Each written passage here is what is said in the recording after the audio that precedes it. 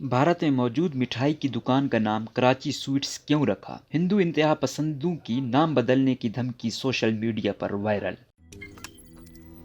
रोजनामा कुदरत की वीडियो देखने के लिए अभी यूट्यूब चैनल पर सब्सक्राइब करें और बेल आइकन पर भी क्लिक करें।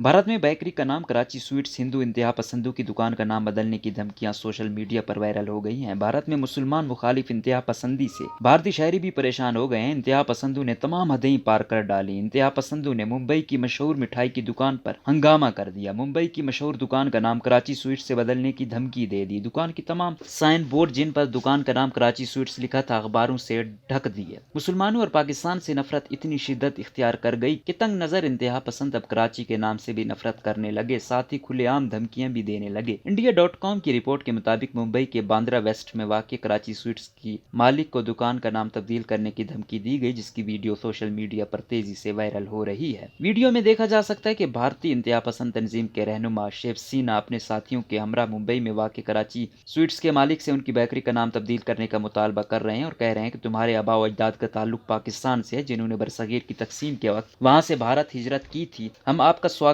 करते हैं, मगर हमें इस नाम से नफरत है। कराची स्वीट्स का नाम तब्दील करो। शेफ सीना की जानिब से यह भी धमकी दी गई कि हम तुम्हें मोहलत दे रहे हैं, नाम तब्दील करो वरना अंजाम के जिम्मेदार तुम खुद होंगे। इस हवाले से सोशल मीडिया पर बेहद चर्चा हो रहा है। अलबत्ता कुछ भारतीय अमन पसंद शेफ सीना के इस अमल की सख्ती से मजम्मत कर रहे हैं। वाज़ेह है कि यह भारतीय इंतहा पसंदों की जानिब से कोई पहला इकदाम नहीं है। इससे कबल भी भारतीय मुसलमान शहरियों को इस तरह की इंतहा पसंदी का सामना रहा है।